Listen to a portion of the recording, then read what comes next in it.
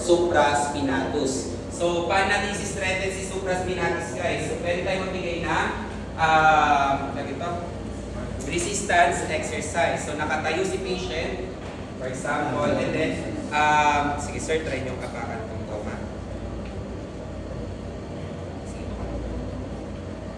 Okay, and then, ang gagawin mo lang is, instruct mo na si patient na i-abduct niya yung shoulder, okay, hanggang 90 degrees. Then, slowly, ibababa niya eccentric contraction. Sige sir, taas po, hanggang yan, and then, dahan-dahan, baba. Okay, 1, okay.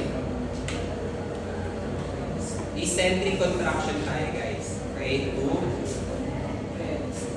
to strengthen your scapula. Kasi hindi lang naman external rotation ang pang-action ni supraspinatus mo. Scapula tuloy. Ni supraspinatus mo, di ba? Abductors din siya of your shoulder.